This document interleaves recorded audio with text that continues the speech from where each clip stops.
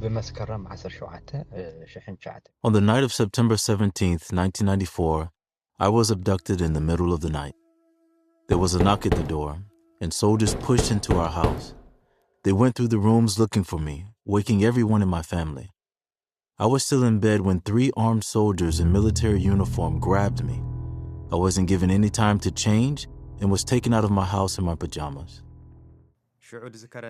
My mother said to me, "Take courage.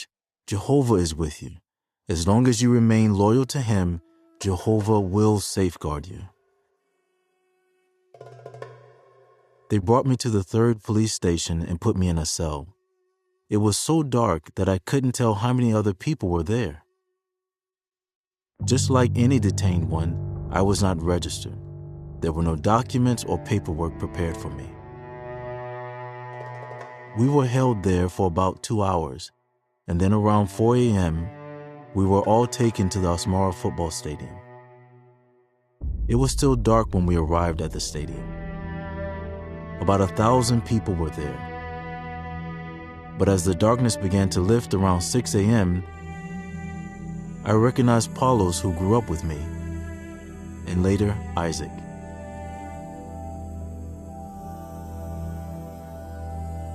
All the Jehovah's Witnesses started gathering together, and there were 14 of us in total. Several large, open trucks arrived to transport us to Sawa. Each truck was loaded with 60 to 75 people.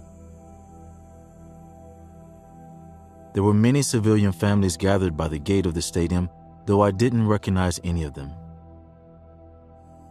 4 other Jehovah's Witnesses were loaded onto the same truck as me. Once we were on the truck, a bag with my name on it was thrown to us from outside. When I opened it, I found 2 pieces of clothing from home and my daily text. Though the daily text came with the bag, I had already read the day's text at home before I went to bed. At the time, I didn't see who had thrown the bag, but many years later I learned it was my brothers. The scripture was John 16:33. That scripture in part mentions, "In the world you are having tribulation, but take courage." We learned what tribulation meant in a way that we never experienced before. We have seen a lot of hardships and injustice, and throughout the years, I often thought about this scripture.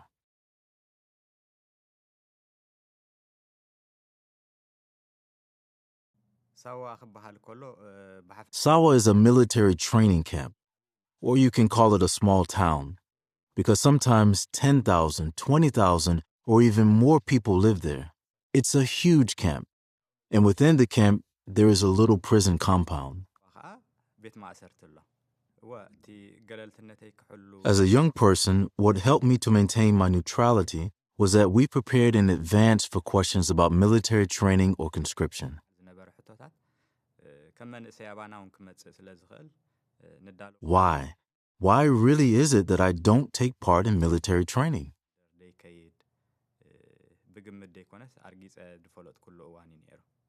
It doesn't mean it was easy to stay true to my convictions because everyone was joining the military. There is the pressure of other youths, the pressure of your relatives, the pressure of the government. There are many forces which can make you act against your conscience. That required being truly convinced. That helped me to stand firm. Throughout, we came to the point of near death because of the harsh treatment.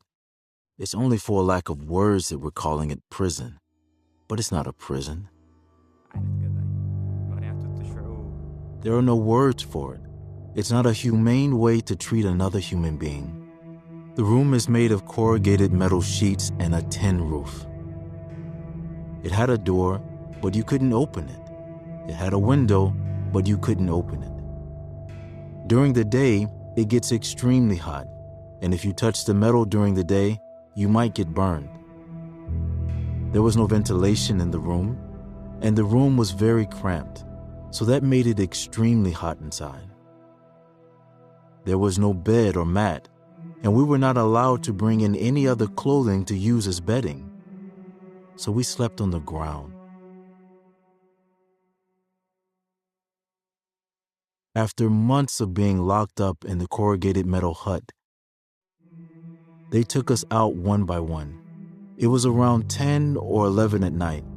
The soldiers took me to the wilderness and told me to dig a hole, but I didn't have enough energy to dig my own hole. But there was a hole that they had already prepared. They set before us two choices. They said, "We've tried many things on you. We've done many things, but you didn't change. The government has decided to execute you. Now, either you choose to put on the military uniform and be soldiers like everyone else, or if you continue saying, 'I belong to God's kingdom,' or 'I belong to the heavenly kingdom,' you will be put in this hole." ስለዚህ ኣብቲ ውሽጢ ዕሙቕ ዝበለ ቦታ ካልእ ጉድጓድ ምስ ረኸቡ ኣብቲ ዝተዃዕተ ጉድጓድ They put me in the hole, and then they threatened me. They also fired multiple gunshots close to my ear.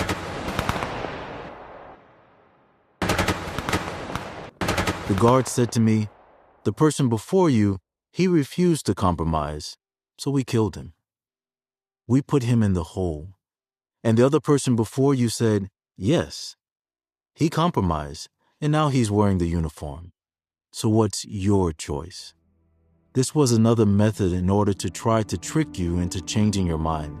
ወይ ድማ ሕራ ኢሎም ኣብ ታዕሊም ከም ዝኣተዉ ሙሉእ ብሙሉእ ርግፀኛታት ኮይኖም ከምኡንና እዮም ዝፅዕሩ ነይሮም። ስለዚ ምሳኹም ንደኽመሉ ነገራት ካብ ሕጂ ንኔው የለን። We're done begging you. We're done asking you to reconsider. This is the last time we're really going to present this option to you and talk to you. I didn't even need to think to give them an answer. ብዙሕ ኣይጠራጠረንን ኣነ ክትቀትሉን እንተደሊኹም I told them, "If you want to put me to death, you can go ahead and do it. Do what you want to do. But I will not take part in your military training or wear your uniform." ትገብሩ ትኽእሉ ኢኹም ዝብል መልሲ እዩ ነይሩ። Instead of killing me, for the rest of the night, they locked me in a washroom that the soldiers used. I spent the whole night there, and in the morning, they took me to another facility away from the rest of the group.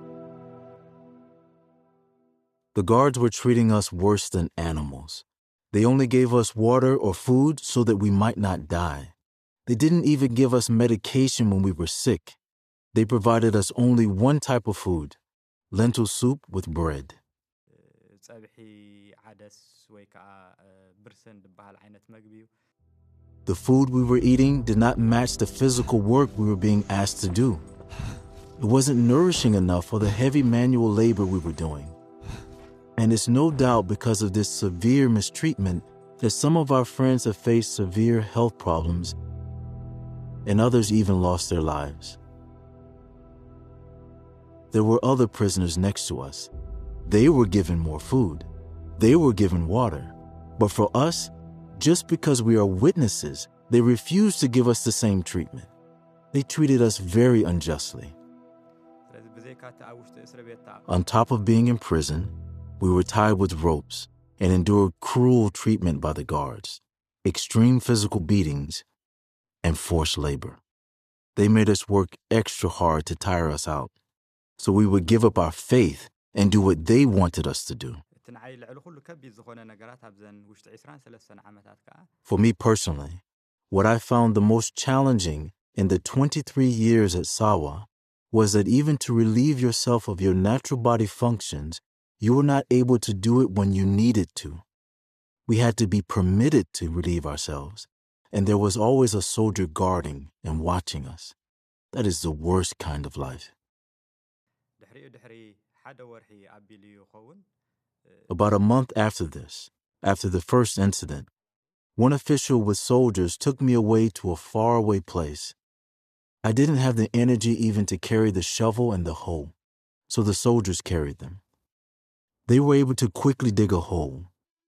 They said, "We were instructed to put you in the hole, but we would like you to go back, and we'd like to hand you over to the officials and tell them that you will now cooperate. If you say no, we've been told to put you in this hole."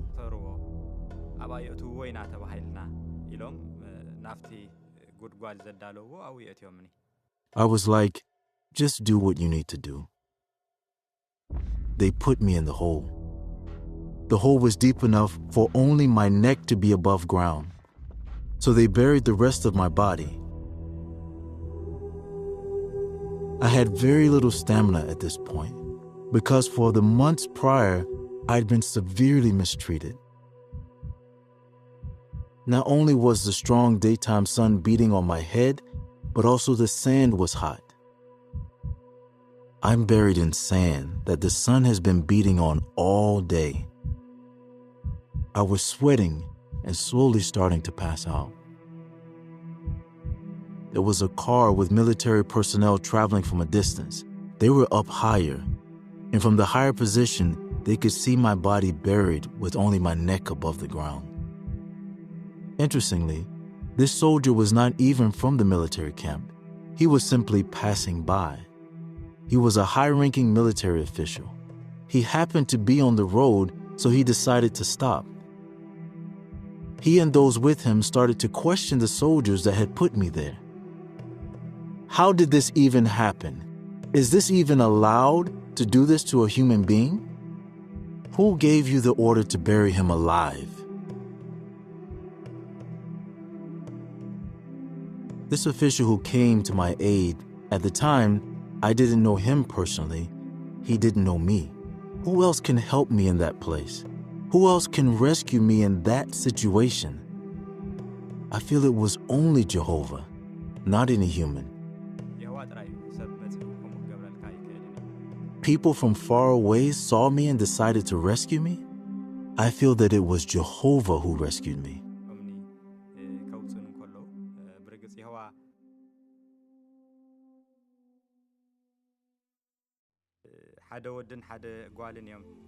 There was a lady and a gentleman who were working in the prison. The man was a guard and she was a secretary. They talked among themselves. They reasoned, it doesn't look like they're going to ever leave this place alive. It looks like the government is going to kill them. Why don't we record what we see and take their story outside? If they're ever killed and their whereabouts are unknown, at least we can say to their families, they were here and this is what they look like. So they decided to take a picture to show it to our families and to the rest of the world.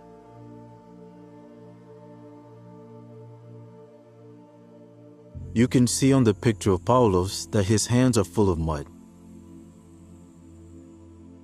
At the time, we were doing hard manual labor outside, so we were in the middle of work when we briefly went to the house to take the picture. We didn't want our family members or our parents who would see the picture to see us as sad and dejected. But rather, we wanted them to know we're happy to be persecuted for the Christ, and that's why we made the effort to smile.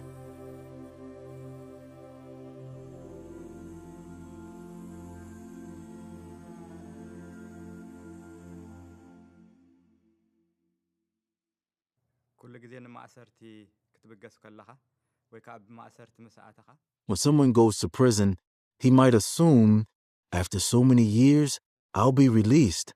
I'll appear before a court eventually. But in our case, for 23 years, there was never hope of one day being released, let alone even going to face a court that would sentence us. There was no hope. They were just waiting for us to go insane or to die due to lack of medical treatment.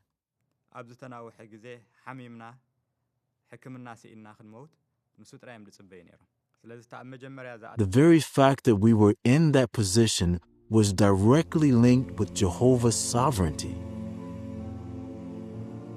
One of the things that helped us endure during our imprisonment was even though we had no hope of being released immediately, we often meditated on the reward Jehovah has in place. That if we remain faithful now, we will be rewarded with life in paradise earth. So that thought kept us going.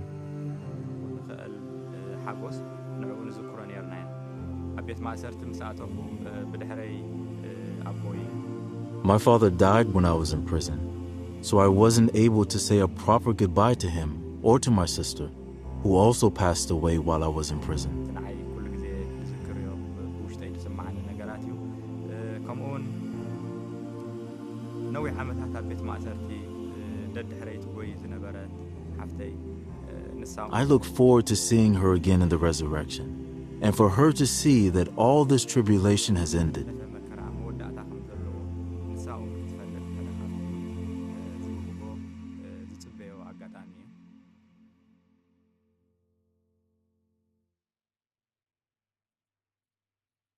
ስለዚ እዚ ከምዚ ዓይነት ኣጋጣሚ These kinds of opportunities started to arise after about 14 or 15 years of being in prison. ብ15 ዓመታት 14 ዓመታት ብሓንሳብ ፀኒሕና ስለዚ ከምዚ ዓይነት ኣጋጣሚ ክትረክብ ከለኻ ንሽዑኡ ጽቡቕ ክምን Such an opportunity may seem good at the moment, but the first thing that comes to your mind is, what about Isaac?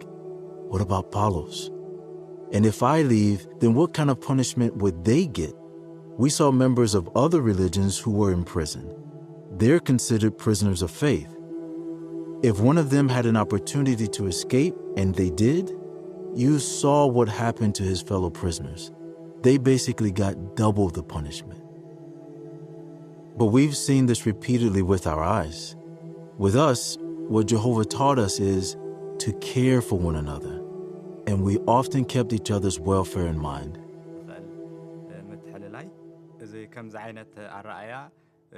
After us, there were other witnesses. There's about 10 of them that came after us. So they're following our example. Our decisions affect them.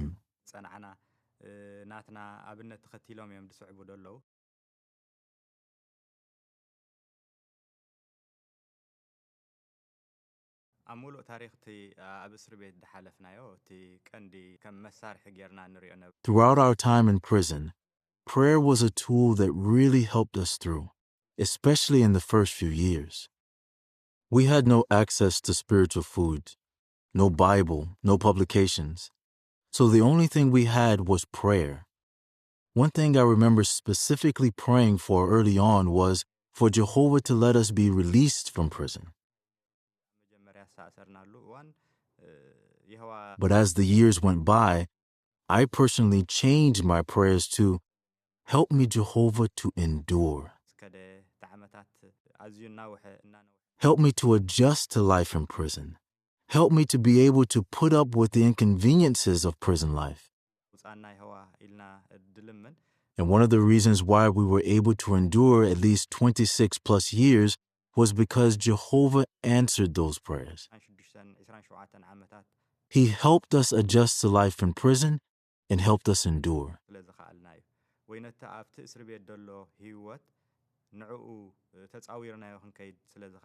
I've seen the scripture in Romans 8 from verse 35 on being fulfilled in our case. Not just me, but all those in prison with me. Who will separate us from the love of the Christ? Will tribulation or distress or persecution or hunger or nakedness or danger or sword? While in this difficult situation, our captors used to boast and say, we're going to separate you from your faith or make you deny your faith.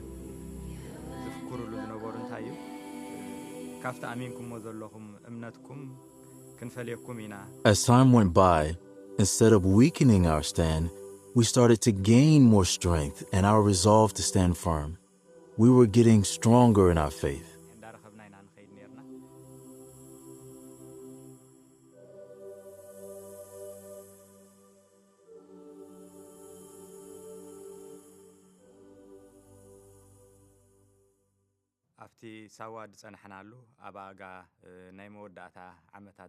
Towards the end of our time in Sawa, we met with the high officials sent from the president's office. We rejoiced at this chance to explain our stand to the government.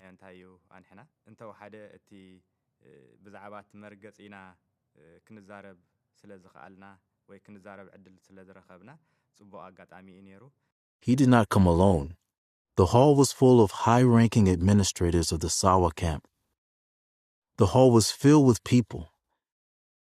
And then he started to tell us that the actions of the government have been just and correct, and it's the government's right to oppose Jehovah's Witnesses. When we returned to our cell, we started to talk about how we're going to present our case. It's true. We could have spoken about personal inconveniences that we're facing that were evident to them. Like, why are we not getting medical attention? Why are we not getting access to our families? ኢልና ክንዛረብ ኣይመረጽናዮን ዘይመረጽናሉ ምክንያት ከ እንታይ እዩ ኩሉ እዚ We could have talked about these issues, but the government knew about this. They're purposely doing this. ኣልዒልካ ምዝራብ ኣይመረጽናዮን So talking about our personal inconveniences wasn't going to do anything. ቅናዊ ካ ዝተኣሰርናሉ ጉዳይ ንዛረብ So we agreed among ourselves in unison that this was a good opportunity to give a witness about Jehovah's Witnesses and our neutral stand, because a lot of false information had been circulated about us. The next day was our turn to go, so the soldiers came and took us to the hall they were gathered in. The hall was even more full than the day before when it was the government's turn to speak. And what made us really happy was the fact that the high-ranking officials who treated us cruelly, who mistreated us and were extremely mean to us ever since we've been in Sawa, they came to listen.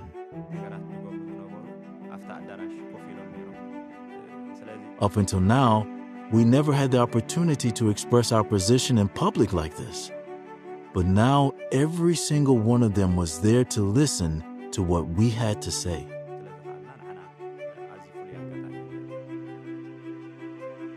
We were prepared.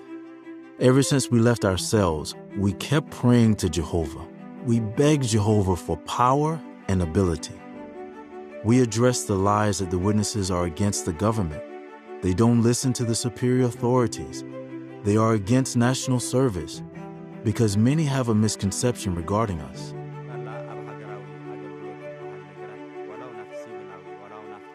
They were thinking that we do not give national service, even civil service. They thought we do not obey the government at all. We address all these things one at a time, and in fact, that we do participate in national service as long as it doesn't relate to military service. ብንጹህ ዝኾነ ሕልና ቀዳምነት ዝሳተፍሉ ጉዳይ ምዃኑ ጽቡቕ ጌርና ክነብርሃሎም ክንዛረብ እንክኢልና ኩሉ ነዚ ከምዚ ዓይነት ኣርእስታት ክንዛረብ ከለና This individual, the official who spoke on the first day of the conference, couldn't bear it any longer because his lies were being exposed. ናይና ንሰምዕ ነርና ዓቕሊ ጌርና ንሰምዕ ነርና ንሱ ግን We had listened patiently while he spoke about Jehovah's Witnesses, but he couldn't. We could see him getting agitated. ዓቕሊ ክገብር ኣይከኣለን ወይ ከዓ ትዕግስቲ ክገብር Eventually, he spoke up and tried to take control of the microphone that we were using.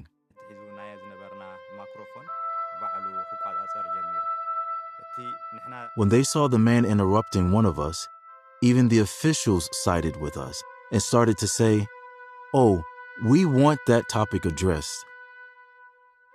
That question that was raised, we want the full answer." Because of the official support, we were able to give more detailed explanations. Anything that was being raised as a question in their minds, we were able to answer.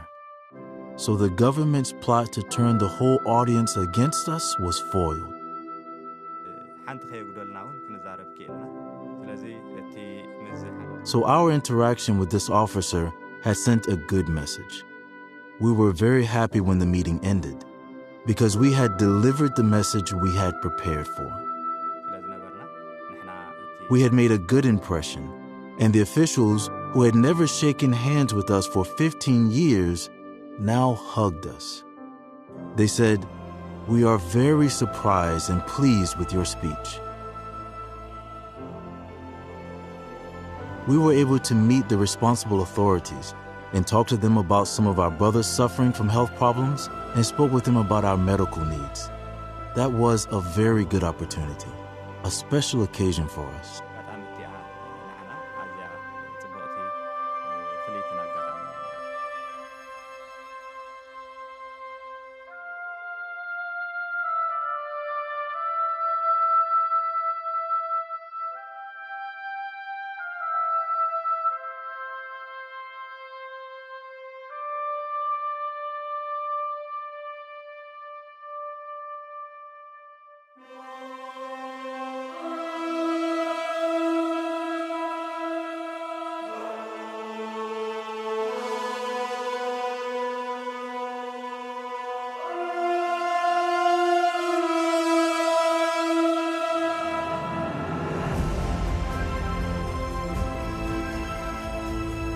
I never anticipated I would be free that day or that year. But I was able to see that Jehovah can deliver his people out of some trialsome situations anytime he chooses.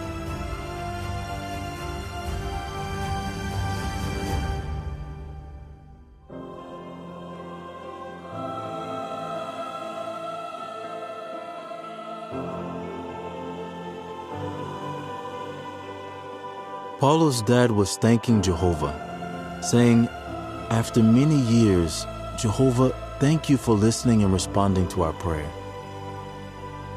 And that taught me that although we were in prison and suffering, our family members were suffering too.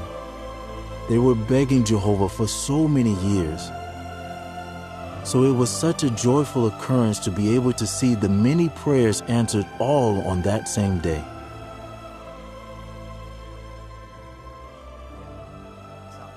For those 26 years in prison, Isaac was not a baptized witness, but his steadfastness and his faithfulness to Jehovah was an example for us.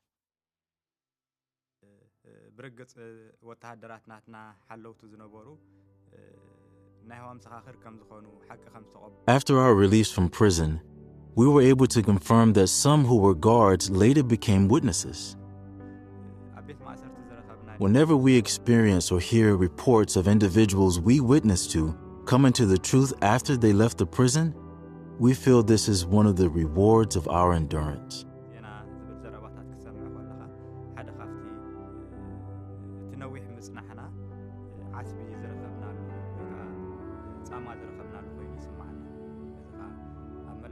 Knowing that others were tirelessly praying for us strengthened us.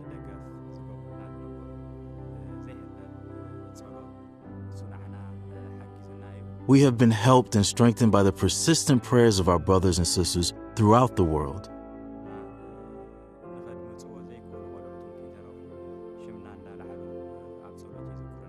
Even young ones who couldn't even pronounce our names were praying for us.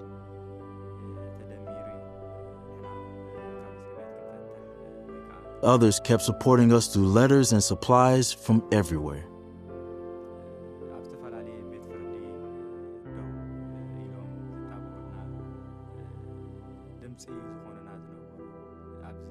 There are individuals from the legal department that advocate and work in our behalf, and I'd like to thank them as well.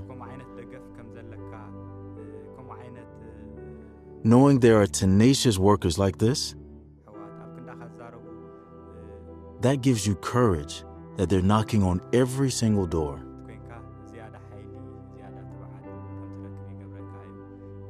In the present circumstances of freedom, we don't know what tomorrow will bring and what might change. So there's no good that comes from being afraid of prison or being afraid of persecution. But rather, we can prepare for persecution. Jehovah will help us endure any trial. We just have to ask for his help. So whatever circumstances that arise, this is a lesson I learned. Jehovah will help us endure.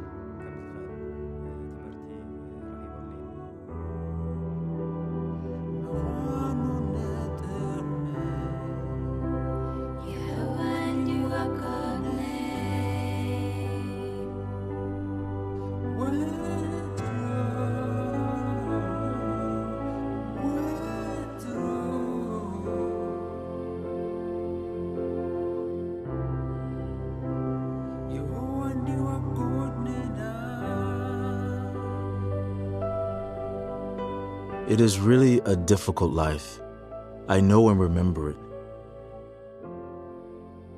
My prayer is that they get relief from prison life, that they can worship Jehovah freely. As I've repeatedly mentioned, I especially pray that the inhumane treatment stops. Some sisters have not seen their children grow up, and some fathers cannot meet their children. So I wish that eventually they can have a similar opportunity as I have. I want to say to all our Christian brothers and sisters, please remember to pray for those who are in prison. Our release from prison does not mean that there are not others who are still in prison. Many brothers and sisters are still in prison, and more have been put in prison. So let us remember them. Let us keep in mind their suffering and become a voice for them. This will be a great help for them. I would like to repeat, please remember them in your prayers. ሕማሙን ዓብ ሓገዝ ስለ ዝኾነ ደጊመ ኣብ ጸሎትና ክንዝክሮም